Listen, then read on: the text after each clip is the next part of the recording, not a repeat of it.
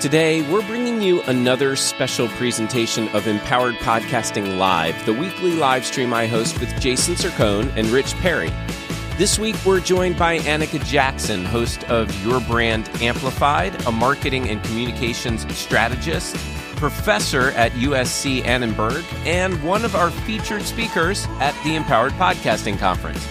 In this conversation, Anika shares how podcasters can turn their shows into true revenue engines by thinking beyond downloads, sponsorships, and traditional advertising. We explore how your podcast can create new business opportunities, support a larger brand ecosystem, and generate revenue without simply adding more ads. And now, here's our conversation with Anika Jackson on Empowered Podcasting Live.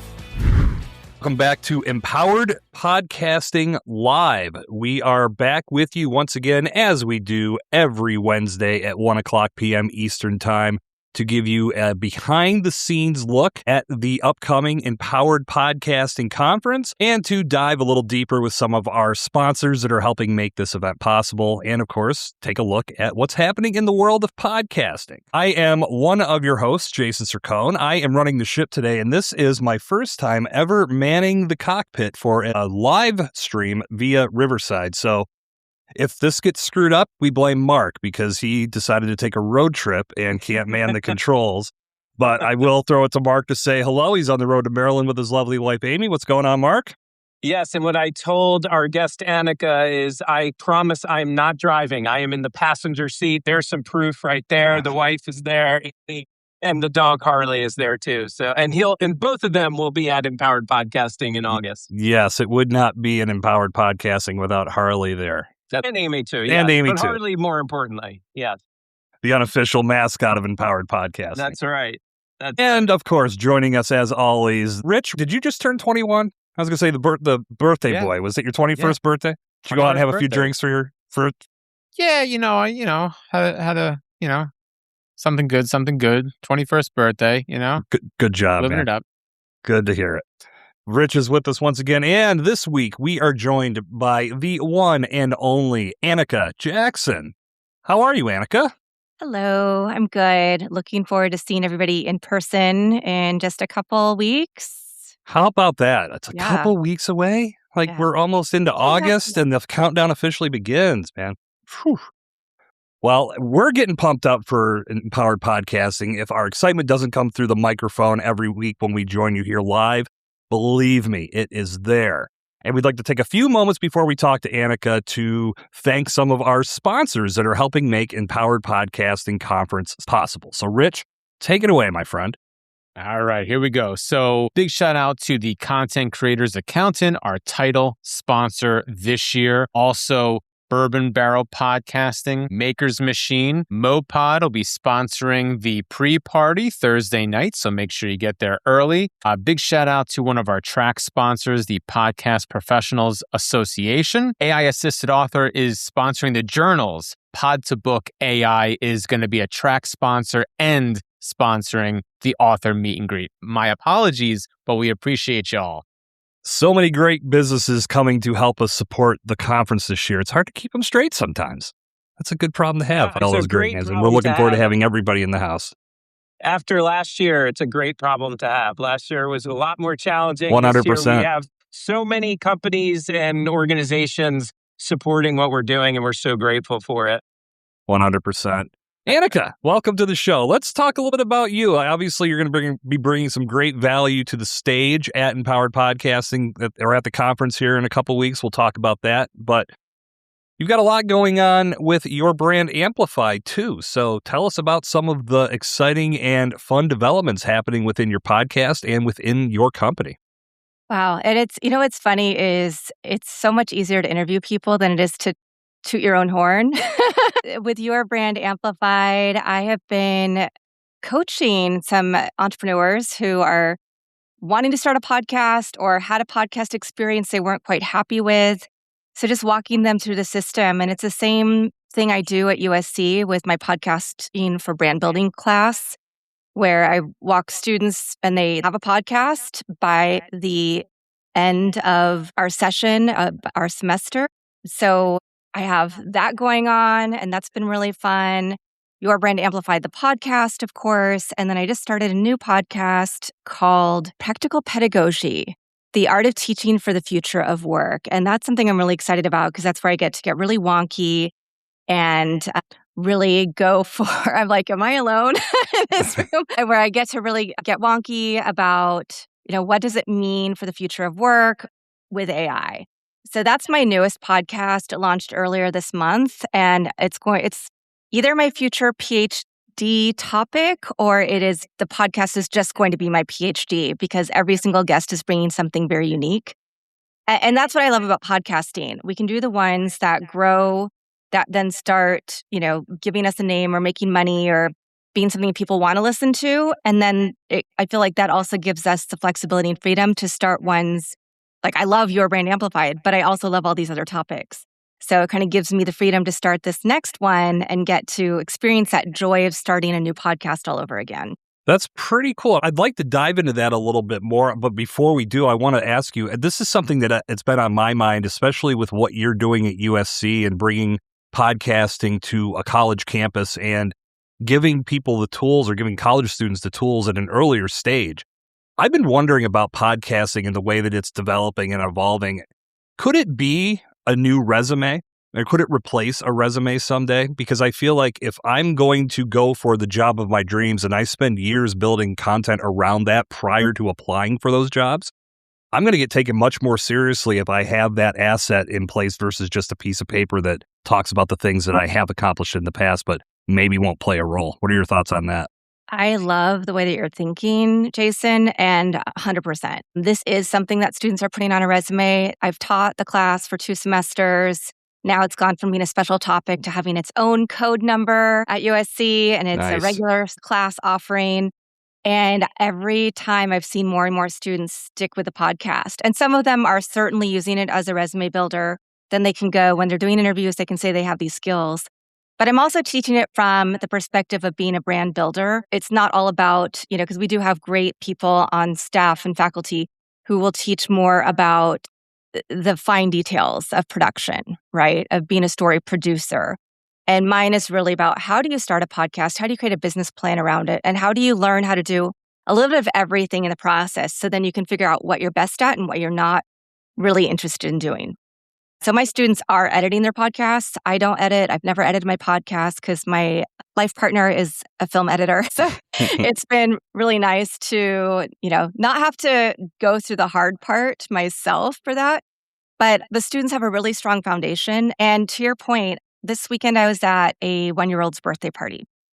Everybody who was at this birthday party was in the film industry. So the question you get is, so are you also in TV? And these are people who've been executives at Lifetime, at Netflix, at major companies. And she's been reality TV on many of the biggest shows that we have heard of or know of for the past 18 years. She was let go from her executive position. So now she's running a social media content, but she was saying she misses interviewing people. And so now she's looking at getting into podcasting.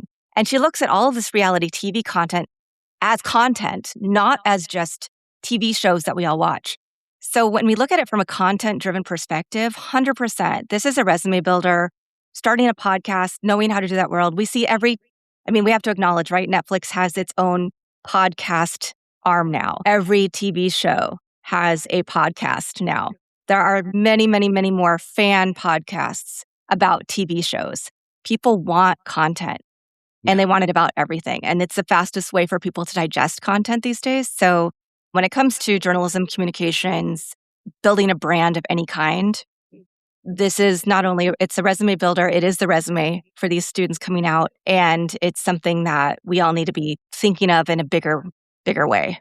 Anika, my question is, you said that the podcasting course recently got its own code number. So shout outs to you. The kids are getting some credits, whether it's 1 credit or 3 credits, hopefully 4. 3 credits. Ooh, 4 credits. They were already getting 4 credits, but now it's gone from $5.99 special topics to $5.31. So it has its own place in the catalog. Nice. No longer in a place with other there's usually several special topics. So my question is, love it.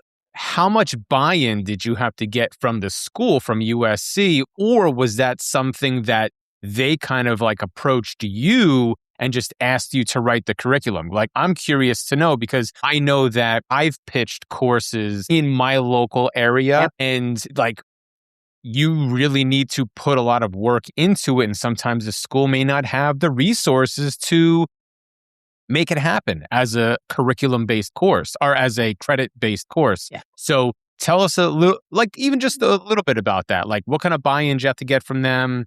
I'd love to hear that, a little bit about that. 100%. And there's so many answers to that question. One thing is having a podcast is part of what got me into becoming a professor. So I'm part-time faculty. I started out as adjunct. Now I teach 12 credits a semester during the regular school year, and then I teach whatever's available in the summer. But I started out on the journalism and PR side, and so I started teaching a class called PR for Brand Building because I had a PR firm at the time, and I also had a podcast. And part of the interview process was, oh, you have a podcast, and you can use it as a teaching tool in your class.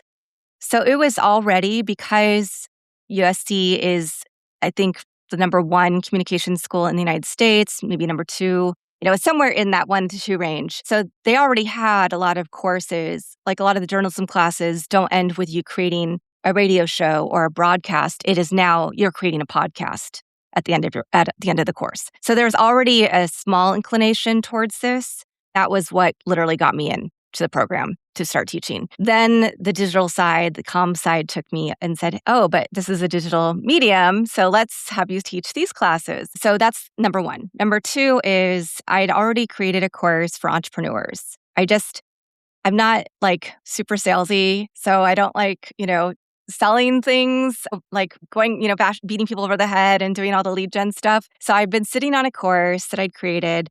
And my mentor, who also helped me get into USC, is one of my program directors. And he's like, hey, we're looking for a few more electives. What do you have? So I gave him 3 or 4 or 5 suggestions. And he said, let's develop the podcasting one.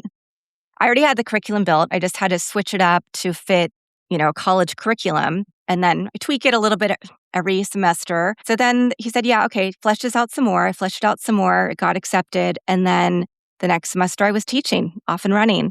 And it's a slow burn because students don't want to necessarily pay a lot of money to take a class that's a new class. So I had a few students, and then I had a completely full class, or maybe 1 or 2 students off from a full class this last term. And then I think I have 6 spots left for this upcoming term. So it took a little while, but I'd also been at every adjunct get together trying to get in front of the right people to say, hey, I know we have a few podcasting classes, but we really need to have more. We need to have a conference. We need to do a whole bunch of things. And I know that's something we wanted to talk about too, because y'all are helping me put on the first USC podcast conference in March of 2027. So thank you. Super excited about that. But it's been my way to kind of worm the world of podcasting into the campus in a bigger way. My ultimate goal is to have a bigger podcast division. So it's not just a few classes here and there.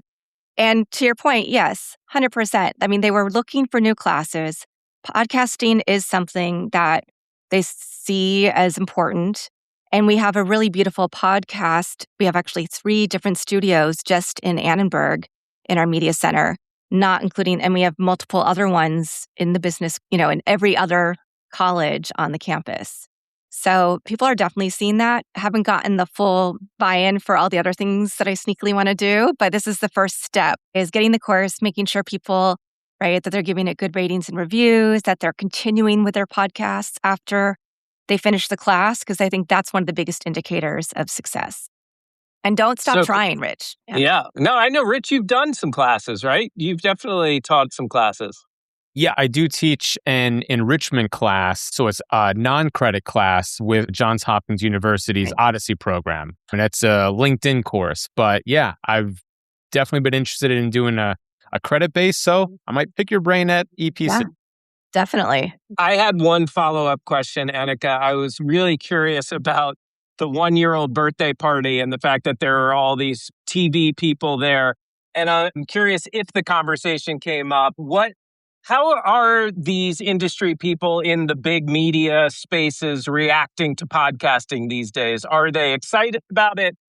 Does it seem like it's a nuisance to them? It used to be the big media people would kind of laugh at podcasting. They got nice and pat us on the head, right? But obviously it's expanding so much. And I'm just curious, like, what are their reactions when you say you're in the podcasting space? Well, funnily enough, I mean, I didn't have that much of the conversation because I knew probably half the people who were there, and they already knew I was a professor and a podcaster. So we probably had some of those conversations. Sure. I love that you're pointing this out, though, because I remember that, gosh, even a year, 2 years ago, it was the trope of like, you go somewhere, I'm a podcaster, just like in LA, you meet somebody, oh, I'm an actor, right? So it was kind of one of those things like, oh, now everybody's a podcaster. And even on TV shows, we'd see somebody. And now you can't see a reality show probably without somebody being a podcaster on it. And then, of course, it having its own podcast after. So I think it is just seen as part of the standard now. It's not seen as something that to be put aside. I think it started, the groundswell got big enough that it has to be taken very seriously. Which is why, to that point, somebody who'd been in TV for 18 years, whose husband is a writer and producer and director still, right, on many, many shows, is saying, I miss interviewing people on these reality shows, so I'm thinking about starting a podcast. So it is being seen as something really viable. Very cool. I think you combine that with the fact that you've got so many established celebrities that they're looking more at that long-form conversation. And I remember I haven't heard a lot of talks about people saying podcasting is dead lately because it's being replaced by short-form content. Like, good God, I'm glad that conversation for the most part has died. Yeah. But I think the celebrity model proves it, and to have that interaction where they can connect with people, get more in-depth with the storytelling, not have to be cut off or limited to just a few questions. It goes way beyond what they're doing in movies or television shows, but digs deeper into the stories that actually got them there. It's pretty cool stuff. Yeah, and it's continuing that parasocial relationship, right, that they have with their fans. So fans are getting to know people on a different level beyond just a character and being interviewed about that character on a show. They can now get more in depth about who they are as a person. And so it's actually creating a tighter bond with their fans. Now, of course, we know the celebrity podcasters, they already have a built-in audience, so they're able to translate that audience to their show. So they have an immediate advantage over the rest of us. But the nice thing is, I think a lot of people like to hear from everyday people as well and like to hear that our stories. I mean, I'm a big fan of Threads right now. And I love just seeing peeks into other people's lives, right? It's really entertaining. And I think that's what podcasting in its purest form continues to bring to people. Are you a fan of Threads for personal reasons, or do you see it having potential to help podcasters promote their podcast?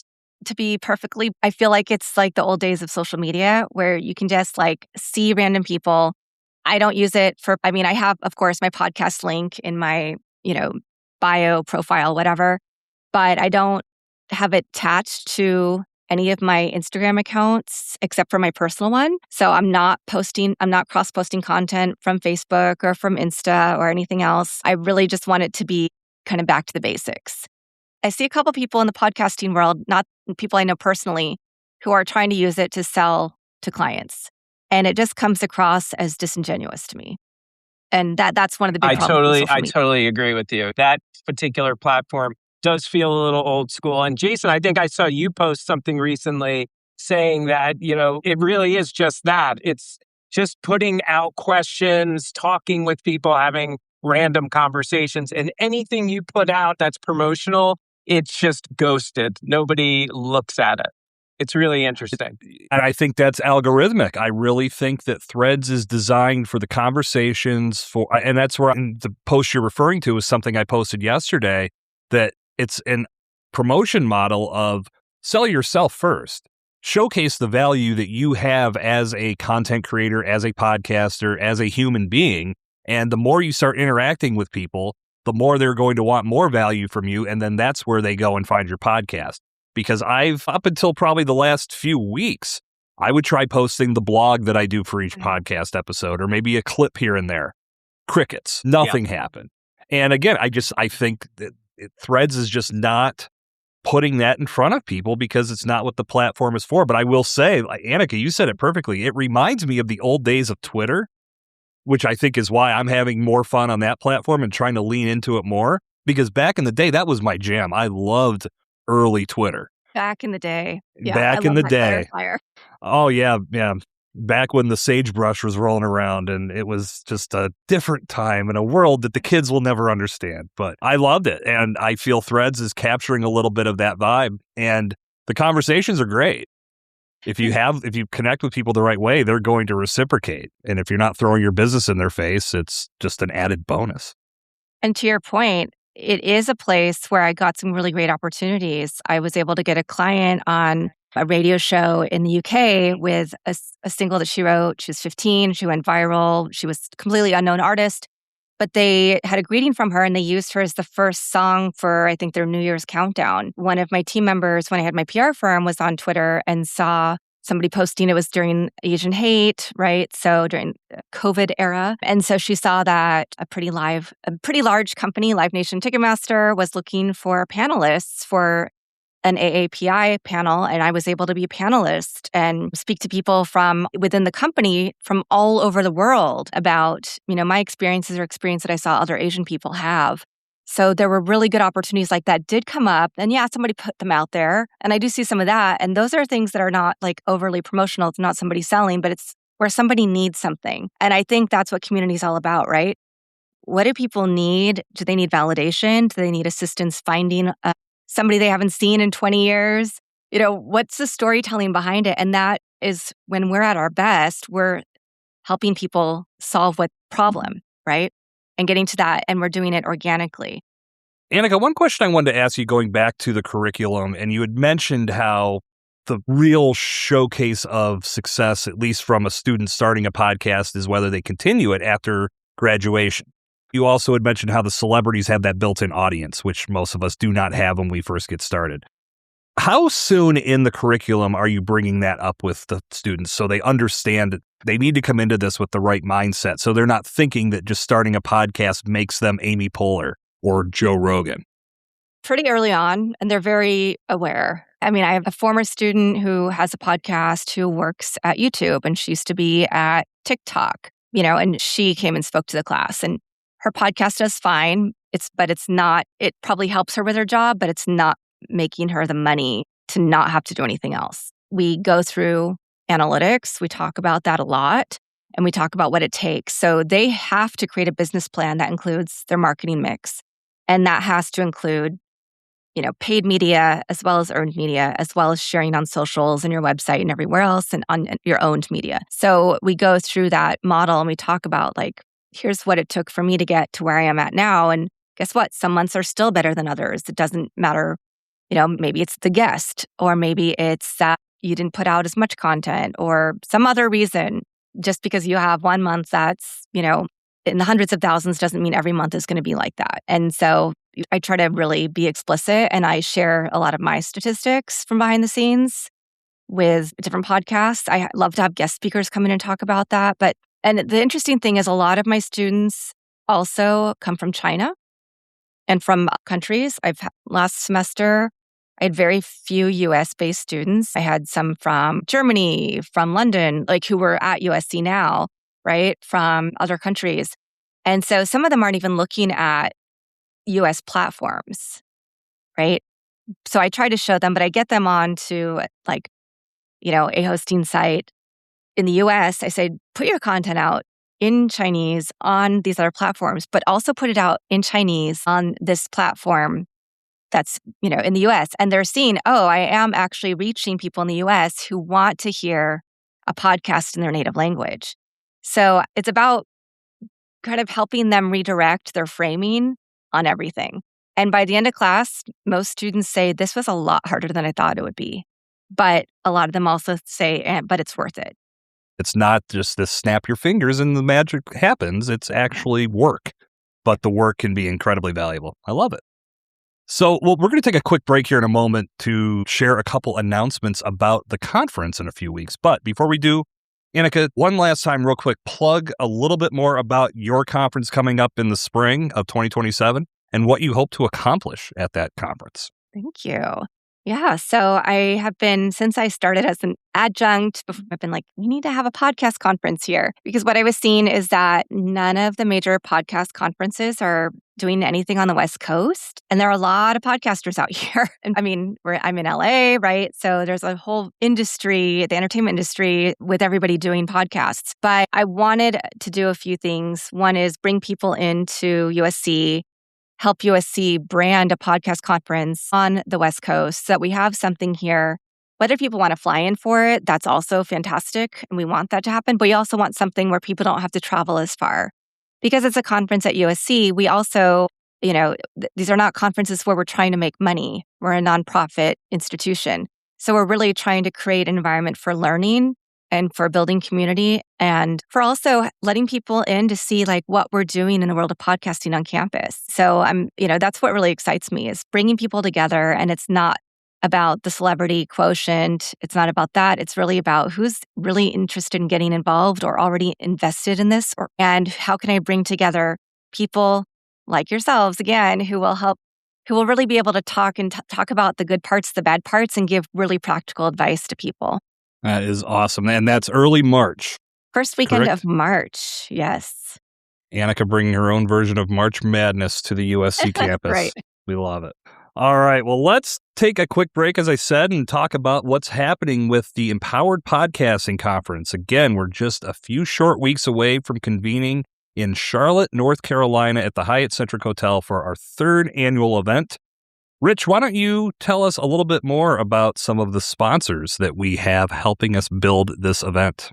Yeah, so one of the things that we did this year, in addition to having, your sponsors that just have a lot of visuals, the logo placements and things of that nature, because we are creators ourselves, we wanted to have a special program just for our creators. And we launched the Creator Partner Program, giving the opportunity to our creator community to be a part of it as an official sponsor, doing what it is that they do best. So I'm going to shout out some of our Creator Partner Program sponsors: the Churn Report Podcast, Mozen Wellness, The Podcast Teacher, Success on Social, Volt Productions, our very own Your Brand Amplified. We're speaking to Anika right now. And then Cassiano Creative. Those are our Creator Partner participants, and they are official sponsors of EPC3. And we're so grateful to have you. Very, very cool. And Mark, I know you've got something very cool to share with everyone today.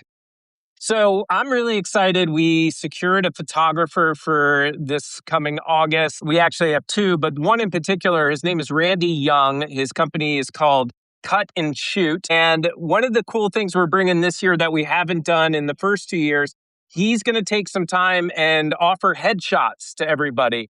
I think that is one of the most common things I hear from podcasters is, I don't have a headshot, or I don't have a professional headshot. So will you use this, candid picture of me at the amusement park, and it doesn't always work well. So he's going to be setting up basically like a booth, and he is charging for it, but it's only $25. And I think, don't quote me on this part, but I think you get like 3 different pictures from him for that. And like I said, he's a pro, so you're going to be able to walk away with some professional headshots if you so choose when you come to Empowered Podcasting 3. Very good. So not only will you probably end up in a couple candid photos from the weekend, thanks to Randy and Amelia's work, but you'll also get your opportunity to get those headshots taken. So I will resurrect my weekly theme song and tell you, go buy your freaking ticket. What are you waiting for? EmpoweredPodcasting.com. Use code EPC Jason20 to save 20%. I get to use my code again because I'm running the Riverside this week. Use EPC Rich20, EPC Mark20. But overall, get your ticket. Join us in Charlotte. You're going to have a tremendous time. We can guarantee that. There's so much value on the stage, but there's going to be a lot happening in the hallways as well. When you buy your ticket, you are automatically entered to win a brand new Shure MV7 Plus microphone. So make sure you're getting your tickets now, and we look forward to seeing you in Charlotte. So staying on that theme, Anika, we know you're taking the stage once again. You were on stage at EPC 2. without giving away all of the details and all of the value behind your presentation, tell us a little bit about what we should expect from you as you grab the microphone and rock it once again this year. Thank you. It's interesting. I'm not going to talk about AI or brand building or any of the things that I typically speak about. I'm going to speak about something that I've given to smaller groups, which I'm really excited about. And I'm just going to say revenue cascade, right? So thinking about, a lot of people think they're going to start a podcast, they're immediately going to start making money. That's not true. It takes time and it is an investment. And a lot of people think, okay, I have to have ads on my show, and that's the only way I can make money. And that's also not true. So we're going to walk through some things that I know are tried and true, how I've been able to monetize outside of advertising. Because I do advertising, I do accept advertising on just one of the shows that I run, and I have a few others. So I'll talk about that, and I'll talk about things that people can do. And I'll also talk about a couple of new resources that I've just become part of that are going to be really good for podcasters of all sizes and that really help us figure out the most intentional ways to make money. Can you share a little bit about what kinds of resources are those? Yeah. Well, I mean, there are there are a whole bunch of places that as a podcaster, you can post your podcast and make deals for money, and they vary. There's ones that only accept women podcasters. I like to try things before I talk about them. So some of them are better than others. And there's a new one that actually approached me for one of my very small, because I have another podcast called Zen Zone Power Hour. It's very small, doesn't always come out every week. It's kind of, because I'm not always able to have conversations with the former Zen monk that I've learned from for that podcast. So we do it when we can. And I kind of give myself permission to not take it as seriously. But this platform reached out about that podcast and said, hey, we may have some advertisers for you. And it's a platform not just for podcasters, it's also for all kinds of creators. And you put your profile in and you put what kind of sponsors you want, and you can make sponsor pitches right there, but they will also have people come to you. It'll even tell you, these are some other podcasters or some content creators you should partner with to get your stuff out more. And so I haven't played around with it enough to give it the name out yet, and to also validate what the thesis that they're bringing to me, academic, right? I'm still playing with it right now, actually, over the next couple of weeks to see what happens, and if it's something that, I might not, with my very small other podcasts, feel like I'm ready. But those podcasts, again, I'm not putting a lot of energy into the promotion of them. They're more just those are the ones for fun. And because I'm under a contract with Your Brand Amplified, I can't use it for that. So I think there might be a mid-tier, but I am trying it out. I have some other podcasters I'm going to ask to see, what they can do with it as well. So that's just one way. But I also have turned this into a business that I never thought that I would turn it into when I started podcasting. I didn't think I'd be teaching a class. I didn't think I would have a program for entrepreneurs. I didn't think that would lead to a lot of other opportunities that bring money in. So, I think a lot of us probably have that. Not everybody starts a podcast to build a business. We usually maybe have a business and do a podcast. So I'm going to just talk a lot about, and hopefully it's going to be a really open conversation. I want people to bring who are in the audience to talk about their experiences and what they've seen work or not work. And I think that's one of the brilliant things about empowered podcasting is that, because we are intentionally a more intimate setting, I think that those speaker sessions lends itself to having more conversations with the presenter on stage. There's just something about it for me that I feel like I learn a lot better that way when I'm able to sit and interact with the person I'm learning from. And that's one of the things I love about what we do. Yeah, I could not agree more. Yeah. And I guess I will point out that although, I started my podcast, I was having fun and then realized it was a business. That's not how I tell people to look at their podcast. I do share to be intentional. And so there is a podcaster I'm working with right now. She's been podcasting for a few years. She knows exactly who her target market is. So we're doing really intentional, slow growth for numbers. But our more important thing is, does she have everything set up properly for lead gen? Because the people she's having on her show are the right audience for what she does. But she needs to build out a few other things. So we've created a 6-month plan for that, right? So I will talk about some of those things, like how you can build out your own plan for your goals. My podcast has also become a great source of recommendations. I've hired, people who've been on my podcast, I've hired for the things that they do that they've talked about on my show. I've also been hired by people who've been on my show. So it does become a really great funnel for your business, whether you mean it to or not. So I will talk about how to intentionally build those systems into that so that you are reaching those financial goals, whether they are sponsors, brand deals, or simply just having the right people on who would be good for your business.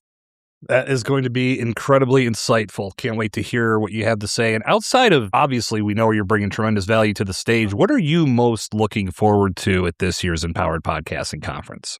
What am I most looking forward to?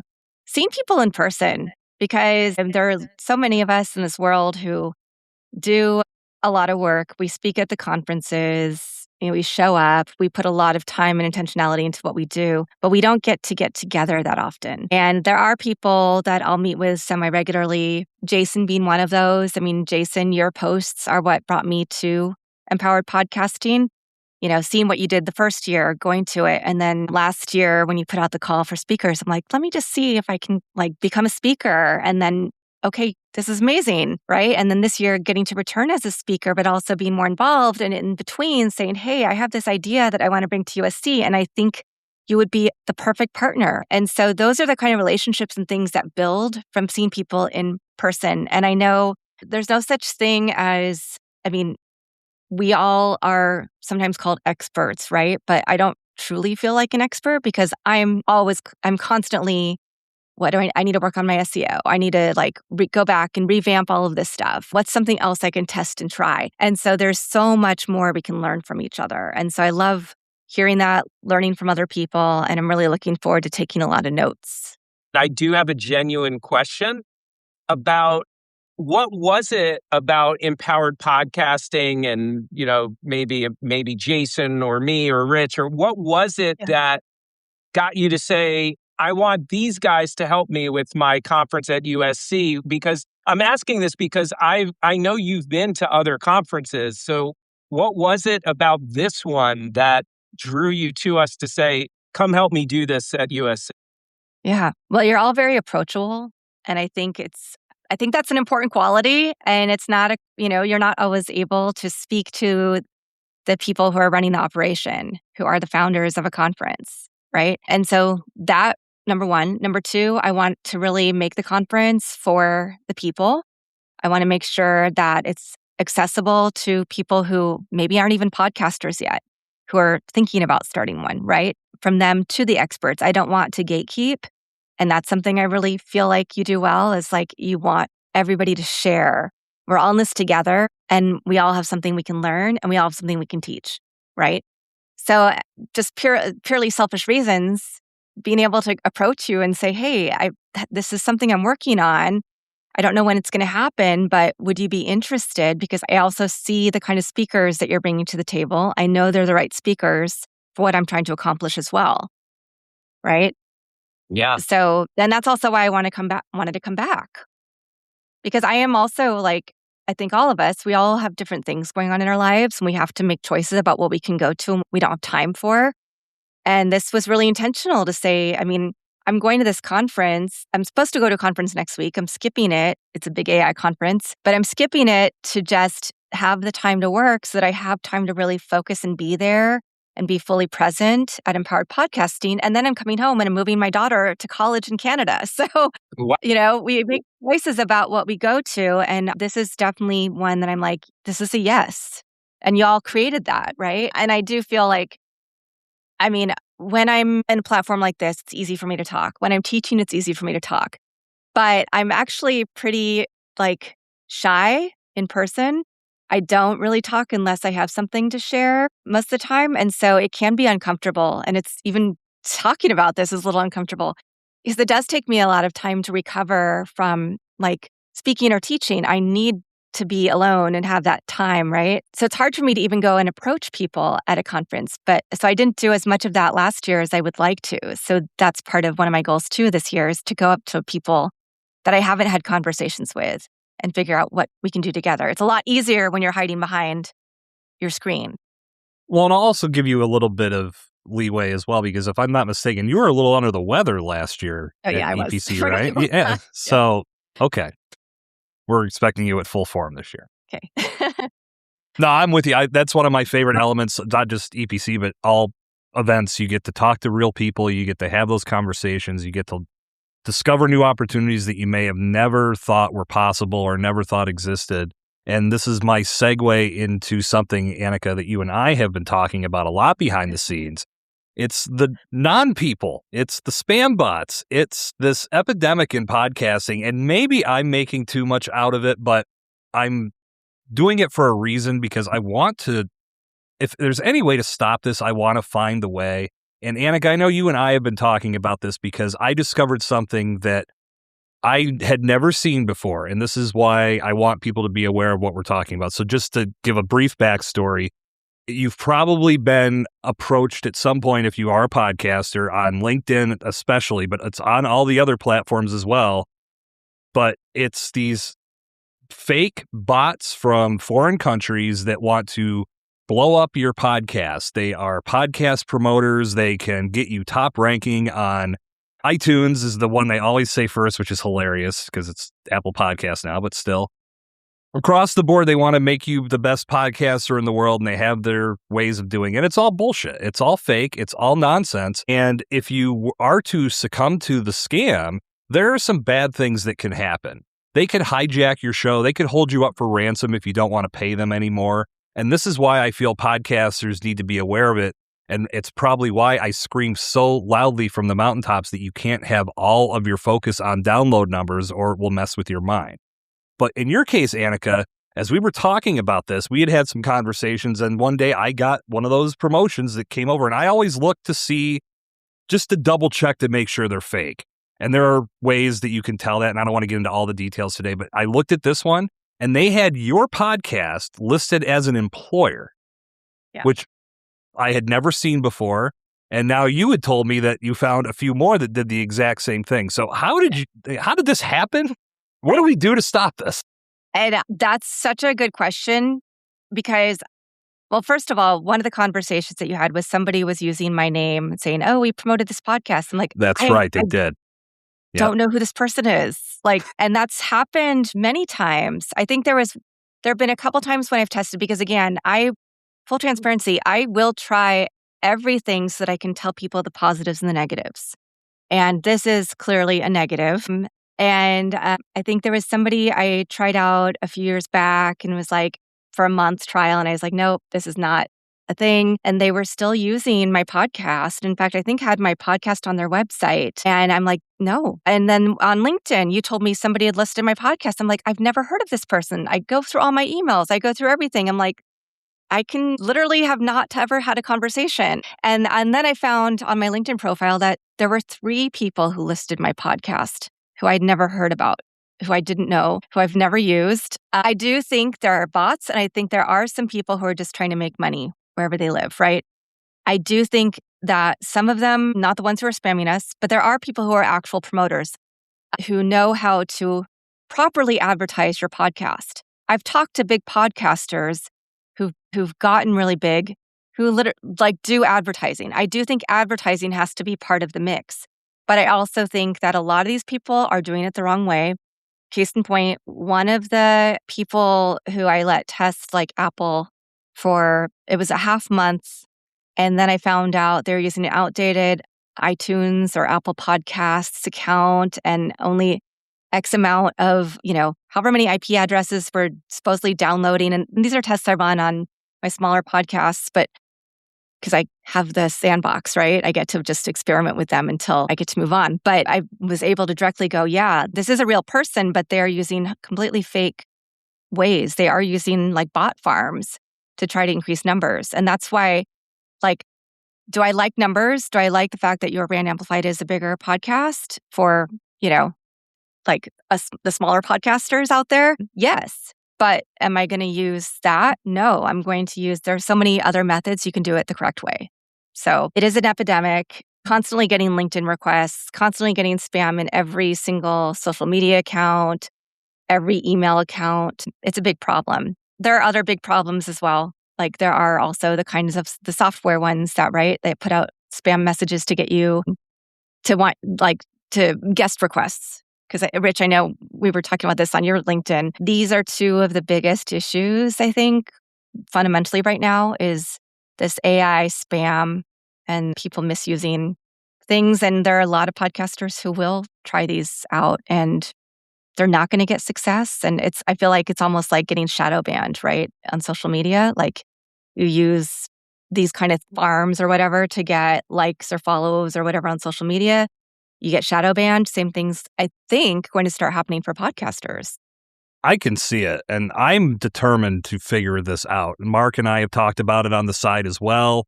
Mark made a great point. The more you interact with them, the more they more of them pop up. I did a whole episode about how do we eradicate this problem, and it doubled the number that I got. I even had a couple of the bots reach out and compliment me on how great the episode was. No way. Oh, yeah. This was incredibly insightful content. Thank you for sharing it. I'm like, Jesus, we can't win here. But again, I think one thing that I've noticed, and again, I don't know if there's any scientific proof behind this, but something I've noticed is if you have a person that you are connected to who has friended or connected with one of these bots, and they comment on something you posted regarding a podcast, it triggers the bot to comment as well. And their comment will be something very similar. Obviously, it just looks like something ChatGPT created, but it's something that it mirrors what the person that you are also mutually connected with said. So the lesson is don't connect with them, regardless of what they're telling you. I feel bad for the real promoters, like you said, Anika, because these bots have scorched the earth for their efforts. It's so hard for them to actually do their job because they are probably lumped in with all of this nonsense. And, this isn't just for podcasters, but it's such a big issue. I have hundreds of LinkedIn networking requests I can't even get to because so many of them are people. I'm like, is this a real person? Is this a fake person? Are they going to try to sell me something? I don't mind adding people that I think I can learn from, but I don't want to just add people for the numbers, right? To have another follower or connection on LinkedIn. And I hate it when the first response or the first message is they're going to try to sell me something. So this is a huge epidemic. You're absolutely correct. And if you come up with ways beyond just ignoring them all to combat, please share. You could make a lot of money. Yeah. I'm waiting for the conference to be over so I have a little bit of time. I have an idea that I will roll out. I'd like to be able to just go to LinkedIn and say, look at this. This is tangible proof that these people are trying to hijack people's shows. And it's not fair, especially to the honest creator that may not understand that messaging of downloads are important in their own respect, but you can't rely on it as the be-all, end-all, or fall prey to these traps that could potentially damage your show, get you shadow banned. Who knows what could happen, but it's terrible that this is something that continues to persist. I will tell the audience this.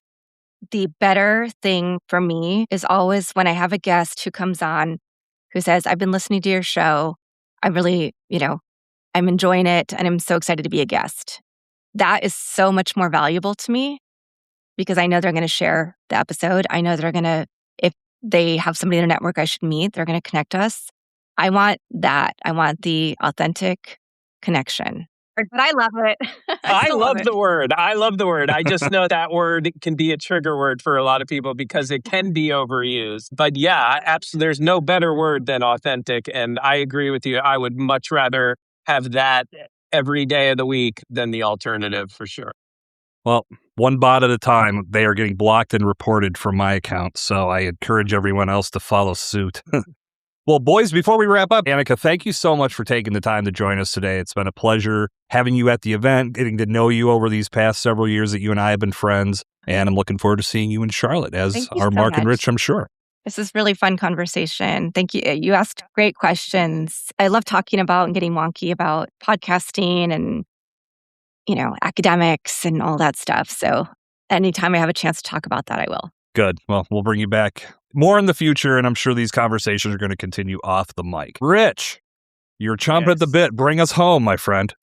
Speaking of some of our in-kind sponsors, shouting out Podfest, Multimedia Expo, Cons Helping Cons, also Military Creator Con happening next year in Dallas-Fort Worth area. We'll be going there. They're going to be coming to us. We're going to be going to them to support them. Also shouting out Podglue, Pod News, Podpage, Earbuds, Podcast Alliance, Webby AI, of course, the Podcast Morning Show, and our good friends over at Lifey for making the Lifey journals. So make sure you're taking diligent notes, just like Anika. We got a journal for you to put in your best action steps, what you need to take home, and also some fond memories while you're there.